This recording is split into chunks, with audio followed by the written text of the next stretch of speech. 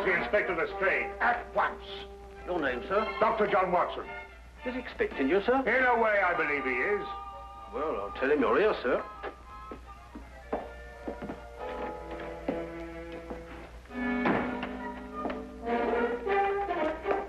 You can go in, sir. Ah, Dr. Watson, I didn't expect to have the pleasure of seeing you again so soon. Will you kindly read that? What is it? Read it. Oh. Yes, sir. Oh. I think it's disgraceful, sir. Absolutely disgraceful. What? Yes, and I'm glad you're here so that I can tell it to you personally. Why, you and I both know that it was Sherlock Holmes who solved the Cunningham case. If it wasn't for his brilliance and his persistency, the facts would never have been brought to light. And I think it's scandalous, sir, that the newspapers should have given me all the credit and said so very little about his magnificent achievement. What do you think, Doctor? I absolutely agree with you. I'm glad you're on my side, Doctor. Why, of course. I'm so glad you take it that way. And what does Holmes think? Oh, he doesn't mind. You know, he doesn't care who gets the credit. Oh, dear old Holmes, such a modest fellow. Yes, well, look, you must give him my kind regards. Yes. And tell him that, although I know he doesn't think anything about it, I intend to get the newspapers to get the facts straight. Well, that's very good of you, Inspector. Oh, what's Holmes doing these days? Well, the last time I saw him, he was playing about with a lot of ink smudges and talking about the prints that fingers make. No. Good old Holmes, always experimenting. Inspector Lestrade, sir. Yes, what is it? There's been a murder reported at the home of Lord Beryl. What, Lord Beryl of the Foreign Office? That's him, sir. I'll be right with you. Excuse me, Doctor. Yes, of course. Lord Beryl. This is going to be a tricky situation to handle, what with the Foreign Office and who knows what else. Yes, indeed. Can I be of any assistance? I don't think so, Doctor. Oh, perhaps as a medical man. Mind you, I don't know what to expect, but I think you would be of invaluable assistance. Say no more. Here's the address, sir. Your carriage is waiting outside. Oh, thank you very much. Perhaps you'd care to acquaint Sherlock Holmes with what has happened. Well, I don't know. I don't know myself what's happened. As you said, the people involved make this case rather delicate. Perhaps a little suggestion now and then might help facilitate matters. One never knows. Yes, you're so right. Take a message to Mr. Sherlock Holmes of 221 Baker Street. 221B. Yes, of course, 221B Baker Street. Tell him what has happened and drive him to Lord Beryl's residence. Yes, sir. And tell him Dr. John Watson is already there. The flat's the first floor up. Yes, sir. Very good, sir.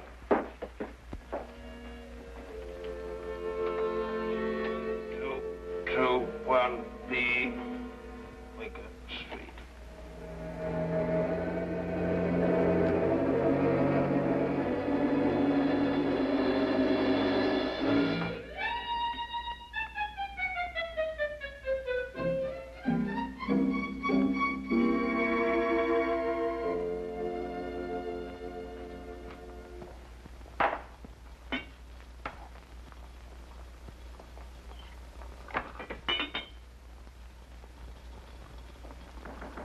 Come in. Excuse me, Mr. Holmes. Yes? A message for you, sir. There's been a murder committed at the home of Lord Beryl. Inspector Lestrade and Dr. Watson have already gone there. Thank you. Would you care to have some tea? Some tea, sir? Yes. Is that what you're making? Oh, come along. Come and have a look at this. I'm working on an extract from a special series of pygmy poisons. Oh, very interesting, sir. Tea? Well, yes, I don't mind if I do. You take milk? Yes, sir, please, sir, if I may. Splendid. Sugar? Thank you, sir. Where did I put that sugar? Ah, there it is. It's right here. Help yourself. Thank you, sir. So.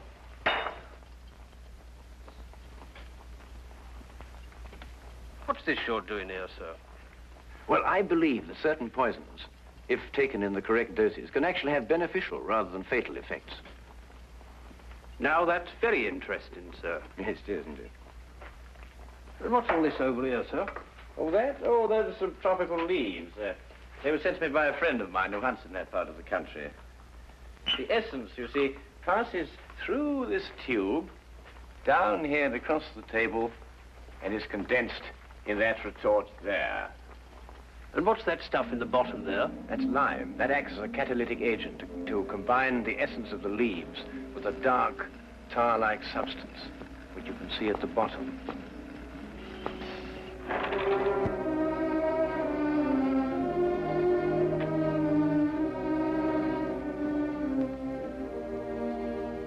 Inspector Lestrade, I demand to see my wife. You've kept me waiting half an hour, and now I should like an explanation. Of course, you're entitled to one, sir. You know that Karl Oberstein was murdered in your study. I was informed of that, and it is a tragedy, of course. But I still don't see that is... Lord Beryl, your wife has confessed to shooting him. What? That's why I couldn't allow you to see her. We were taking her statement. What does she say? Apart from the actual confession of murder, she refuses to say anything. You may go in now if you wish, Lord Beryl.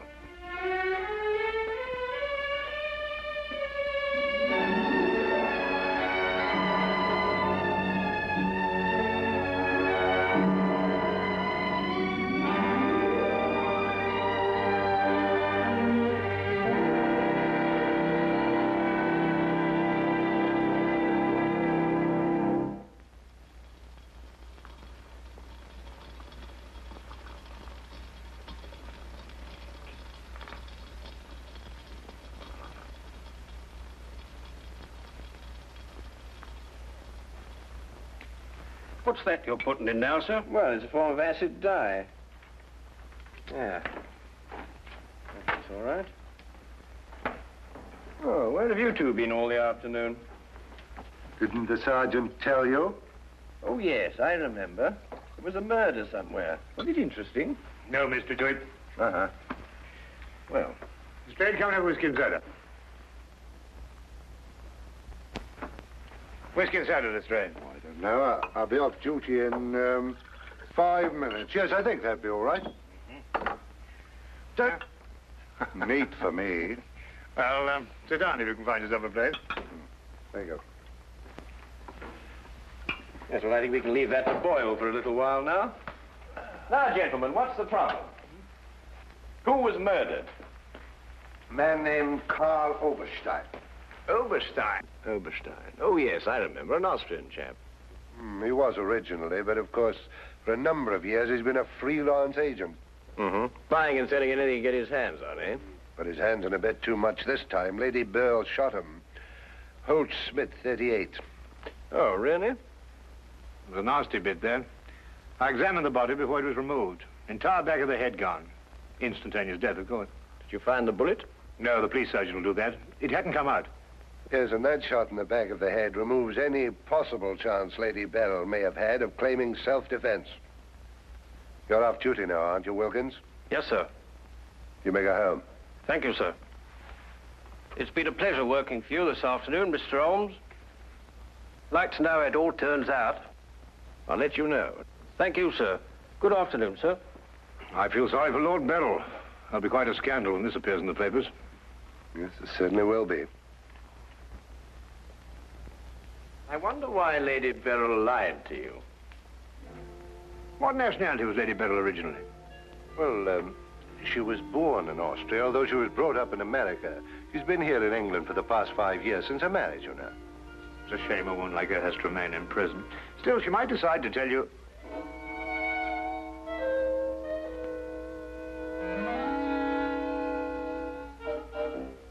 What did you say? I beg your pardon? What did you say just now? I didn't say anything. Oh, yes, you did. You said, I wonder why Lady Beryl lied to you. Oh, that? Yes, what did you mean? Nothing, except, of course, that Lady Beryl didn't shoot this chap Oberstein at all. But she confessed to it. Nonsense. She didn't shoot Oberstein because Oberstein wasn't shot. His head was bashed in with a blunt instrument. The revolver you claim was the murder weapon actually belonged to Oberstein. She found it lying by his side and pretended she'd done it in order to shield her husband. She's no more guilty than you two are. Would you hold that like a good fellow, please?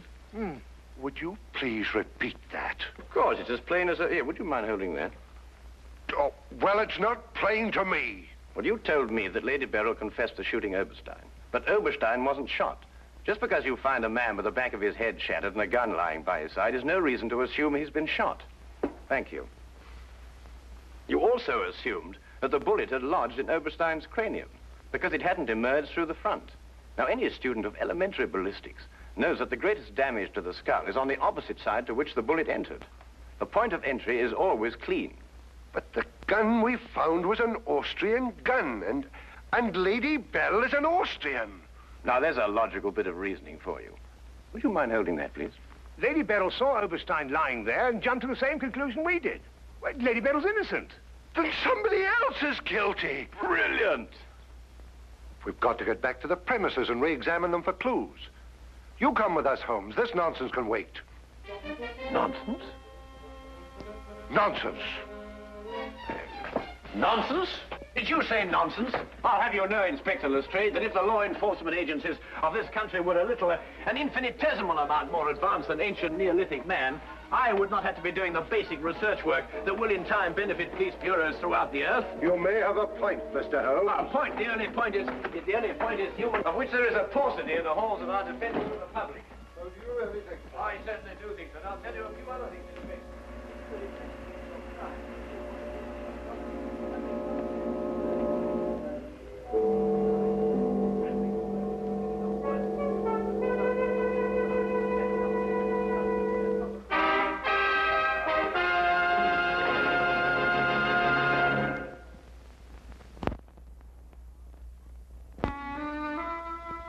And now we return to the case of Lady Beryl. Yes, is to be dependent 90% on a good memory. Details, Lestrade, those are the things.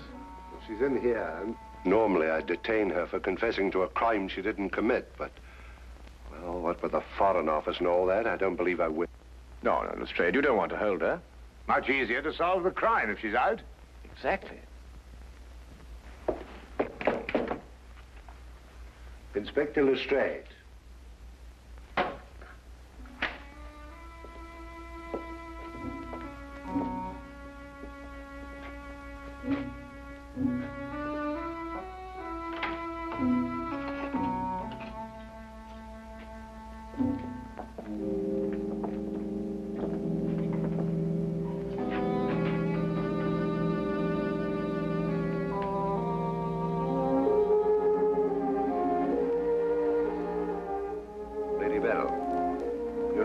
We're releasing you. So I understand. Do you know why? No. We've been able to prove that you didn't commit this murder you confessed to. I see. We would, however, like an explanation as to why you confessed to this crime.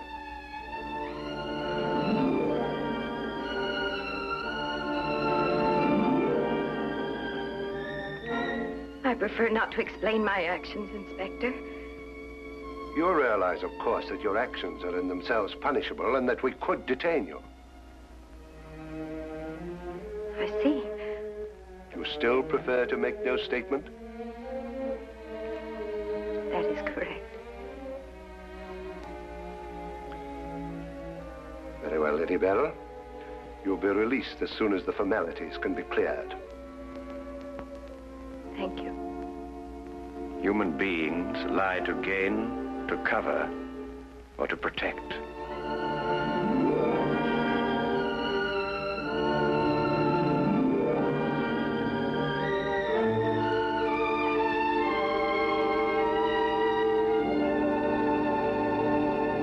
I don't know how to thank you, Mr. Holmes.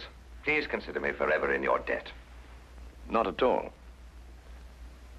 You're in the Foreign Office, aren't you, Lord Beryl? I am. Had you ever met Herr Oberstein before? I had. Exactly when? Last week. For the first time? And the last time. I see. I believe it was his habit to offer large sums of money to men in key positions for the information they may have had in their possession. I believe that was his habit, Mr. Holmes. Thank you. Oh, Lord Beryl, while your wife is on her way here, I wonder if I might look at the premises of the crime. Well, of course, of course. It happened in the study. With your permission. My house is yours, sir. Thank you.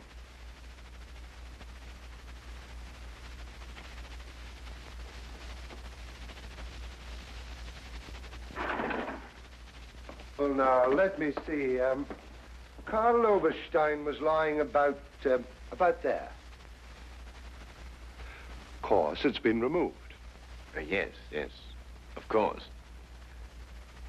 I see you cleaned everything up with your usual remarkable efficiency, Lestrade. Now, look here, Holmes. I didn't know there was going to be any mystery about this affair. Oberstein's head was here, Holmes, and his feet were there. Thank you, Watson.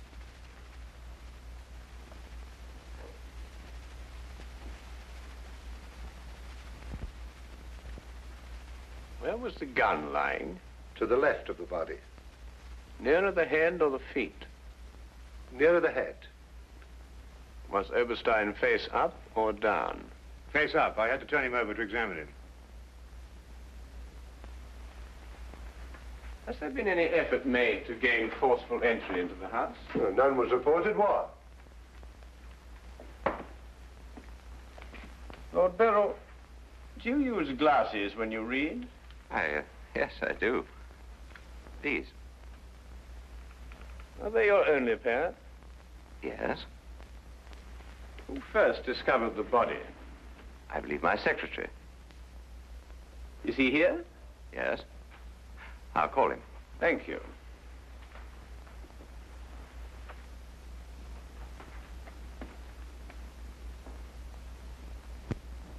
Lestrade, where was Lord Beryl at the time you estimated the crime was committed? He'd been at a meeting with high government officials all day. Oh, good, good. Why did you ask about the glasses, Holmes? It's because Lord Beryl wears glasses when he reads. But Lady Beryl confessed to a crime she didn't commit. What? This is my secretary, Mr. Ross. You've met Inspector Lestrade and Dr. Watson. This gentleman is Mr. Sherlock Holmes. How do you do? I understand it's through your efforts that Lady Beryl was returning home. Partially through my efforts. I wonder if I could impose upon you, Mr. Ross. Of course, sir. Would you mind taking these sheets of paper and roughly outline the position in which you discovered the body? Outline it in scraps of paper. If you would be so kind. Why, of course. What's the purpose of that? How many men have you on the premises, Lestrade? 2 outside. Why? Good, good. I wonder if you'd mind taking them into the garden behind this window and making a thorough search of the premises for a radius of 30 feet. Looking for what? Anything that doesn't belong in a garden. Are you serious, Holmes? Shh. Completely.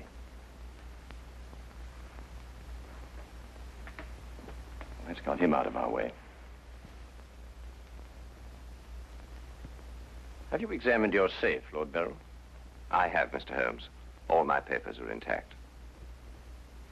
Excellent, excellent.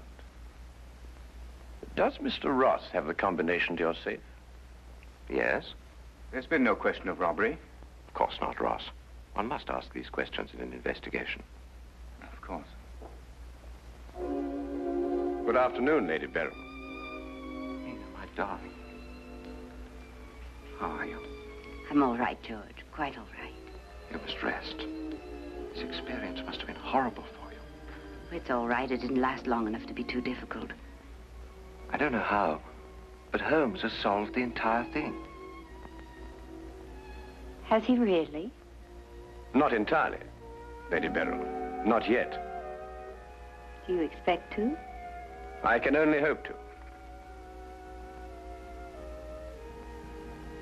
Mr. Holmes, if there's anything I can do to help. If it would not be too much of an imposition, Lady Beryl, I would like you to retake the position in which Mr. Ross discovered you when he entered the room. Mr. Holmes, my wife has had a harrowing experience. Please consider her nerves at this point. You're forgetting, Lord Beryl, that your wife confessed to a crime she didn't commit. The circumstances are somewhat exceptional. But if Lady Beryl would rather not...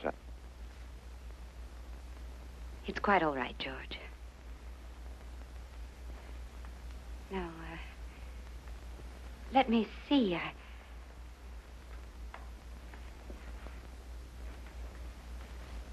I was standing here. Exactly there? I believe so. Mr. Ross, are you quite certain that that is the position in which Lady Beryl was standing?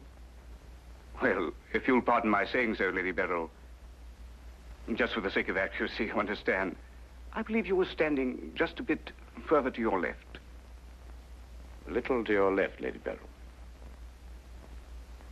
Like that? Yes, I'd say right there. Good. Now, Lady Beryl had a revolver in her hand. Mr. Holmes. That is correct. In which hand? My right hand. Mr. Ross? That's right. Lady Beryl's right hand. Lord Beryl, do you happen to have a revolver in the house? Yes, I have. May I have it? I'm not going to ask my wife to... Yes, I am. If your wife has no objection. Of course she has objections. I have no objections, Mr. Holmes.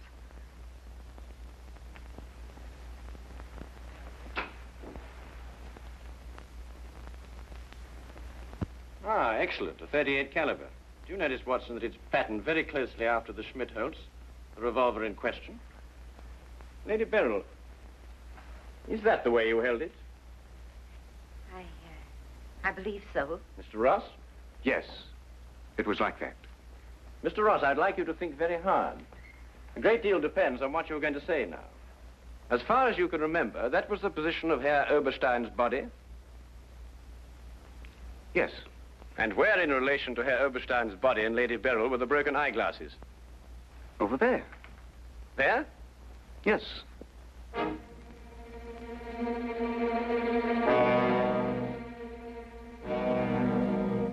Watson, were there any glasses on the floor when you found the body? Absolutely not. You're positive? Positive. That's right. I didn't know what I was saying. There were no glasses on the floor at all. There weren't any glasses on the floor when you found Lady Beryl bending over the body. But there were when you sent Herr Oberstein crashing to the ground.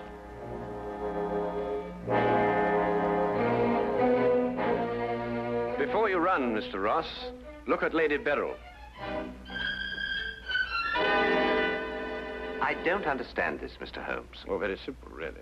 Herr Oberstein approached you with an offer to buy Foreign Office secrets. You threw him out. Then Ross contacted him, prepared to sell him the secrets. Well, there's nothing missing from the safe. Of course not. If you sold anything, you'd have been found out. Herr Oberstein came here expecting to buy. You opened the safe, showed him the papers he wanted. He put his glasses on to examine them. And then when he paid you, you smashed his skull in. He fell, breaking his glasses. His revolver dropped from his pocket. Then you replaced the papers, pocketed the money, and left. It's a lie. Why, you filthy... The unfortunate point occurred when Lady Beryl discovered the body. You read the evidence incorrectly. I thought the gun was my husband's. Similar, but not the same. And the glasses. A very common variety of frame. You gathered up the pieces, except a few fragments, and threw the frames away. Yes. Then you lied to protect your husband. Yes. Nina. Brilliant, Holmes. Absolutely brilliant. Thank you, Watson.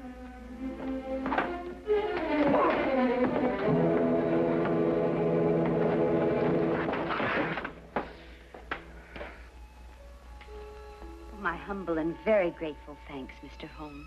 It's been a pleasure to help so brave and noble a woman. I'm still not quite certain what's happened, but I know we shall both be forever indebted to you.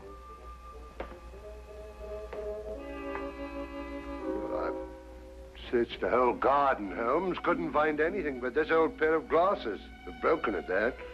Really? Mr. Holmes has solved the entire case, Inspector. He has? How? By the little things, Lestrade. The little things that one must remember. The little things that make the difference between success and disaster. One must never forget that the difference between... Good heavens. Watson, What is it, Holmes? I left the gas on under the experiment. All Baker Street will be blown up. Holmes, I turned it off.